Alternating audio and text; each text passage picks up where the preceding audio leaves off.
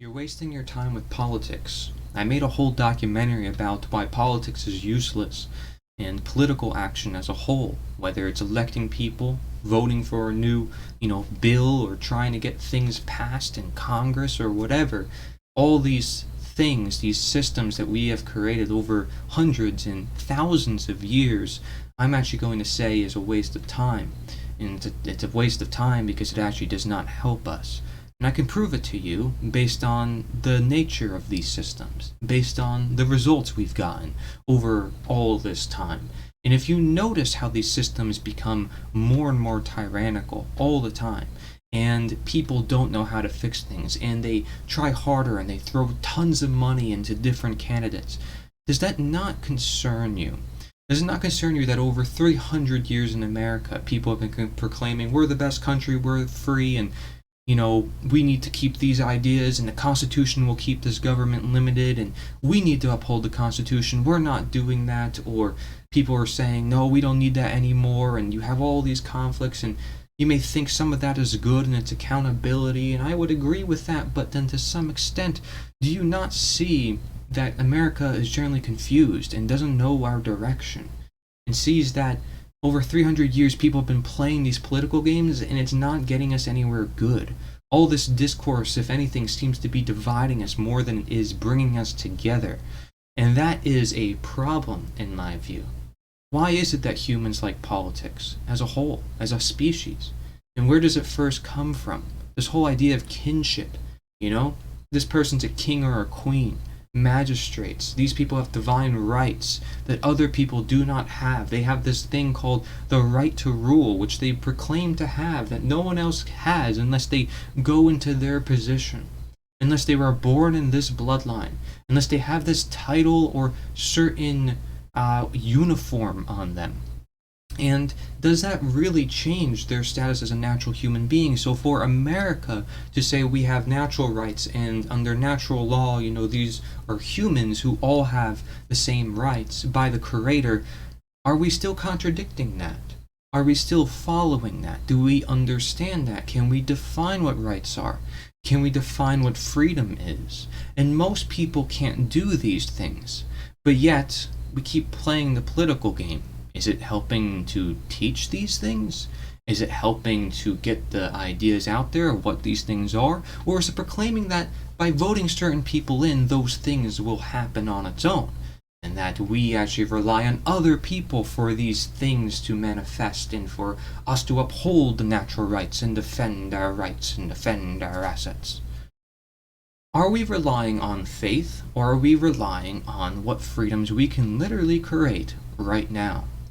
And people in politics don't want to look at that, first of all, the education, and the other part I mentioned, which is the fact that we can create freedom right now. They don't think that's possible. And because they don't think that's possible, it's unfortunate, because then it could never be possible.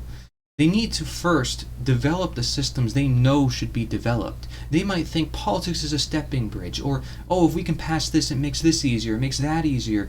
But if they realize the whole system is corrupt, like, for example, the minarchists or the libertarians, or today's conservatives, or, leftist, classical liberals, whatever, all these people, if you care about freedom, okay, whoever you are, it doesn't matter to me who you are, if you care about freedom, can you define the concepts that constitute freedom? Do you know how freedom is created? How it operates versus the idea of slavery, the opposite condition of freedom? I wrote a whole book about it in the back of there.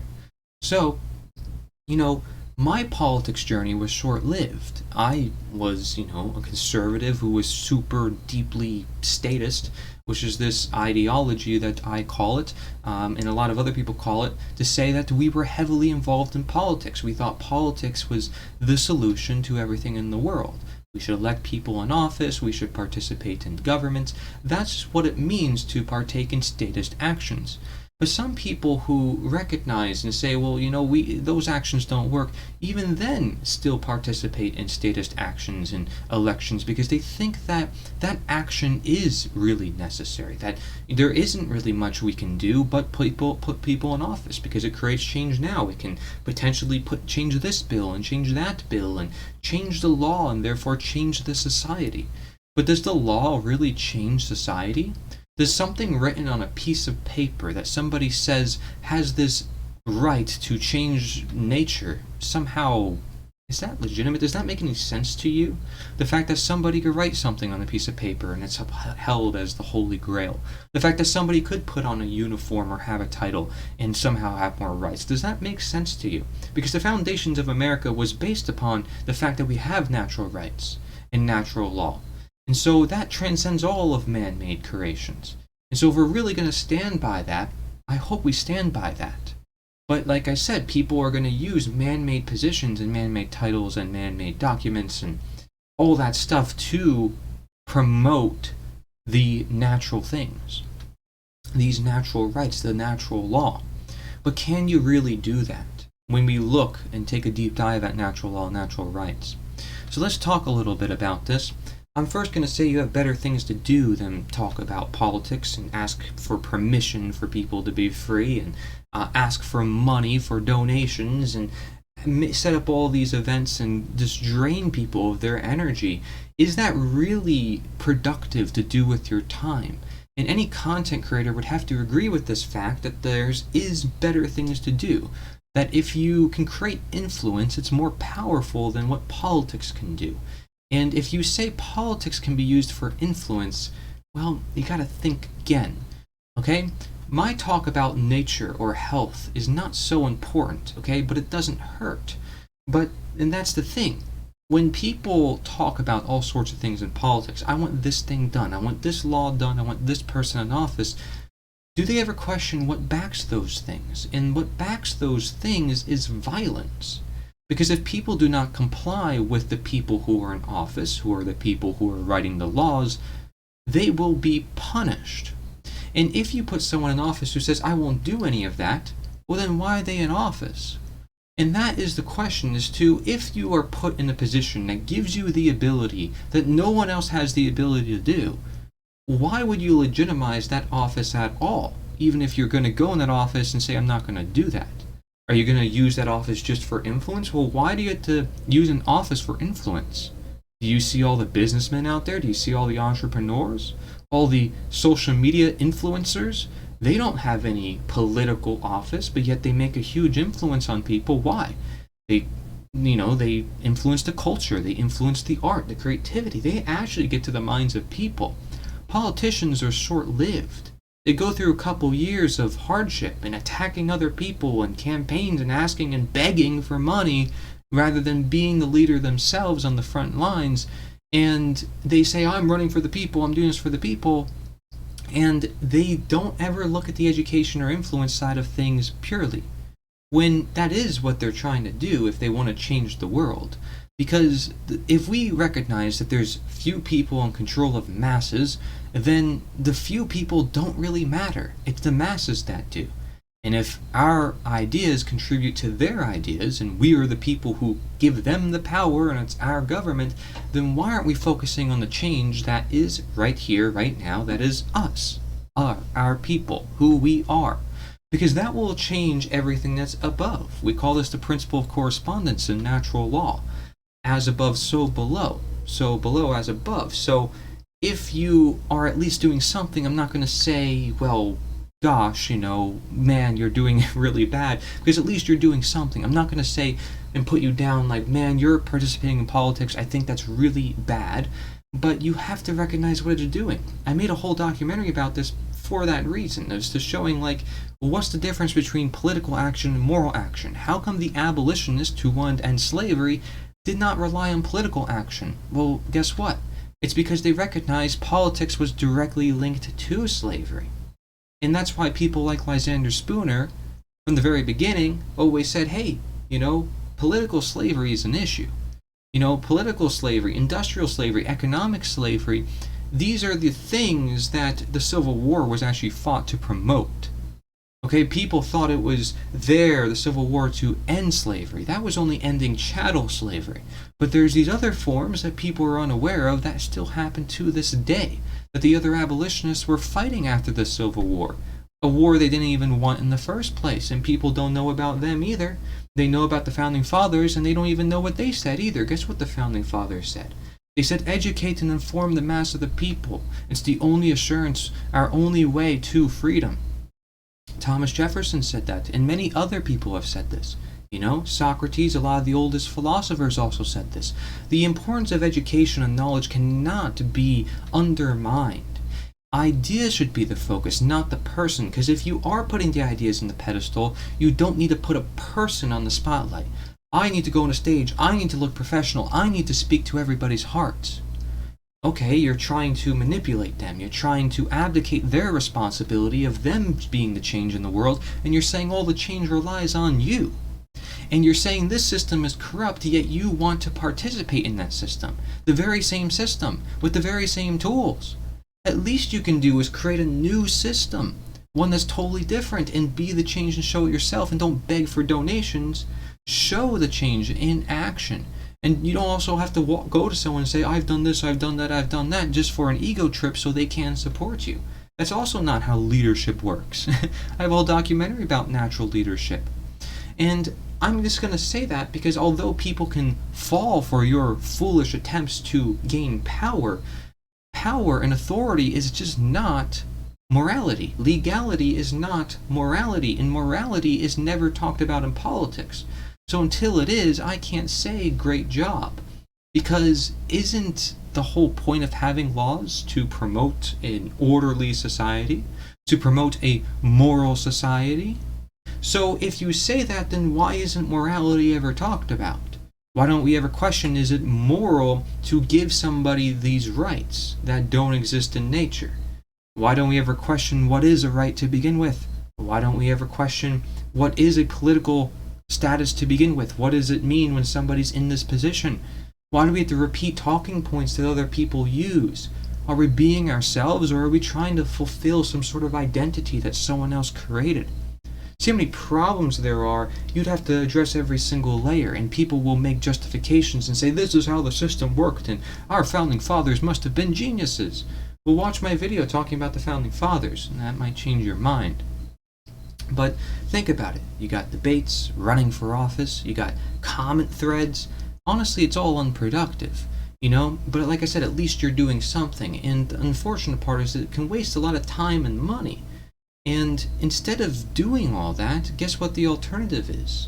Seeing change happen, creating it. There's people who are doing it right now, and most people in politics right now do not see that. They don't understand it, and they're not even looking for it. That's the problem. They don't realize that there are solutions and people coming together and educating people and creating networks and getting the ideas out there, and it's universal and timeless and applies everywhere, and it's helping change the world, not just one select location, and it's not begging or asking for permission for freedom, and it's happening right now, and people can have fun in the process. I mean, gosh, wow, totally different from politics, but people in politics never really seek out that perspective. So if you want that perspective, well, voila, here I am, okay? I have a bunch of resources on my channel to help with this process. You can go to freedomcells.org. They have a whole network of people that get together and do all sorts of things, from growing food to sharing ideas to having meetups, right? We are change chapters. They used to do a bunch of things, and now they're focused on news media. It's unfortunate, Talk about the issues of distraction. They used to, near 9/11, when that happened at first, they used to be sharing all sorts of information, doing speeches, encouraging people in their own towns to film politicians, to ask them challenging questions. What happened to that? But guess what? When that did happen, it did educate a lot of people, helped the people. It didn't help the politicians. The politicians are, of course, not going to learn. The people watched and see how ignorant the politicians are and how much they don't care about people, and the people learn. The people learn, and that's all that matters. The whole reason why you have laws is for people, right? But as Plato said, you have bad law, you have you have laws for bad people, and the bad people will find ways around the law. And the good people don't need laws. So what's the point of the laws is the question. And you have to ask yourself, well, what is a law? a man-made law versus a natural law. Well, natural law is universal and timeless. A man-made law is just simply opinion, it's whim. And how do you enforce a law, whether it's this or that you want to get done? It's all backed by the threat of violence. Even Leo Tolstoy himself said this, and he's known as one of the greatest writers of all time. Are we just going to ignore all that? Are we just going to ignore all the things the abolitionists said?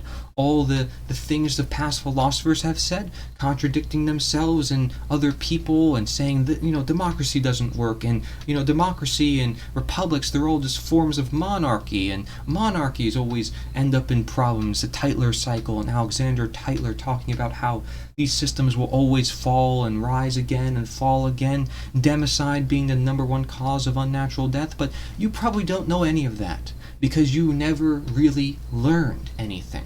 You want to participate in the system because you think that's your duty, it's what you can do. I'm saying that's not the only thing you can do, and when you share knowledge with other people and you create freedom now, that is more powerful, and you're building experiences, and you're not claiming that you're special, and you're not claiming that you need rights or that you need anything. You prove yourself, if anything, and you do it with other people, and you don't have stresses. You don't have people attacking you like nuts saying, this is this person who is running for office, and they claim to have this and that, and you're just feeding into the system where everybody's just begging for permission. There is no value in playing the political game because it's a game inherently of this side versus that side, something called the Hegelian Dialectic. Look it up. Understand that there's a synthesis, right, of a thesis and an antithesis that come together and they create this agenda. It's perfect to have a division in the world, and you may say, well, there's all these divisions, and yet you contribute to it when you choose a side. When you say, I'm part of this side, and these people are the bad people. Well, what do you guys have in common? You both want to impose your will on others. If you both want law, if you both want people to be in office telling others how to live their life, and if you want somebody in office telling someone not how to live their life, then why are they in office? They would simply be a human being. Why legitimize the system that can ever be used for violence at any time according to anybody's choice? Why should anyone have that power to begin with, even if somebody's not going to use it for violence? Why should anyone have that ability to have that power? And where do they get that power in the first place? People. So again, just everywhere you look, you run into us, the mass people. And if you say we're equal, and we all have same equal rights, and you say you're one of us, then why aren't you on the same playing level field? Why do you have to play the political games to somehow become more special? And are you going to accept that paycheck that comes with it, by the way, which you get from taxation, which is backed also by violence, which is essentially theft, because if people don't pay it, they get imprisoned? And do you realize that there are actually, wow, there's actually solutions to that right now. But people don't talk about that either. See, the change has to be in person or online. It's not limited to meetings, it's not limited to politics, it's not limited to anything. But people want to limit themselves, and they think it's the only way. Again, I want you to be with other people. I don't want you to have stress. I want you to be in nature. I want you to have community. And if you want to make an impact, be unique. We need to have wills strengthened. Our evolution must continue. Watch my video about the evolution of humanity. It sums up all these concepts. In order to evolve, we need to get past these systems that have been failing us for thousands of years. Oh, they've been happening for thousands of years. That doesn't make it justified. Slavery has existed for thousands of years. What we need to understand is that the human species needs to evolve, and the only way we do evolve is with knowledge. If we keep people ignorant and say these people have to be in charge of others because these people will always be ignorant, then we're saying these people are never going to heal. And we're saying that basically these people can never heal, and that these people are going to remain ignorant, and that they will learn their lesson and the law will keep them accountable, but they're never actually going to learn morality. They're never going to learn what they need to learn. So understand that rights, morality, is the foundation to all the politics to begin with, and it is the foundation through which all the society is formed around. Your own mentality, what you know to be true, instead of what you want to be true.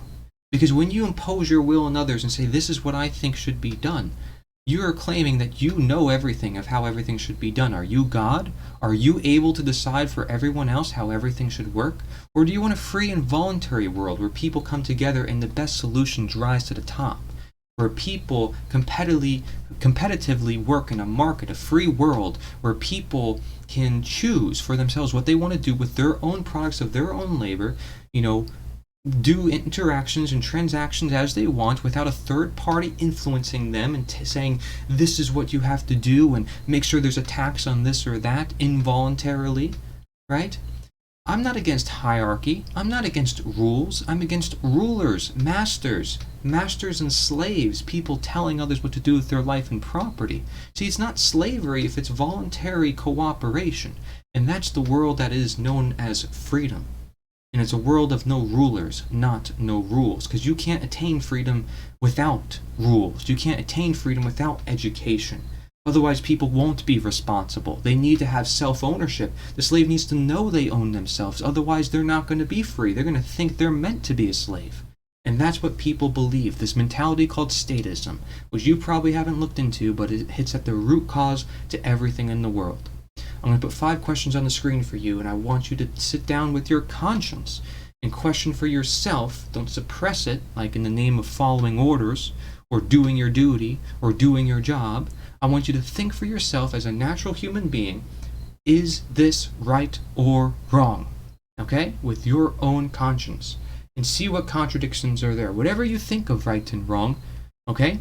Would you be willing to impose that on others and tell them what to do with their life by violence? Do you think that's actually justified? And if you think violence is perfectly justified, then my content isn't for you. I know where you stand. I'm not for any violence. I'm not for any slavery. Violence and slavery cannot help prevent chaos. Violence and slavery is chaos. So for when people say freedom is dangerous and it should be feared, I fear that government is dangerous because people don't realize that everything it does is backed by violence. And the first form of government was the first form of slavery.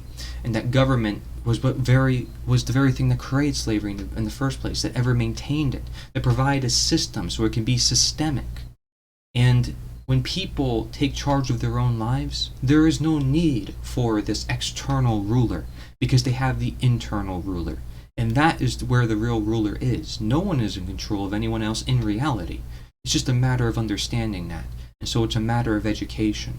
And so if you want to use the platform of politics for education, go ahead. But your face would not be on anything, right? Your name would not be on anything. The ideas would be the spotlight. The ideas would be the focus. So I also have a video talking about how to run a nature-based campaign if you're interested in that. And I also have it scripted as a video if you want to listen to it. But I encourage that you simply look at this knowledge. This is what will actually change the world. And look at the people who are doing it right now, applying that knowledge and creating voluntary societies now. They are actually having fun and changing the world in the process and helping everybody in the process. Thank you. No faith, real healing relies on knowledge. Thank you.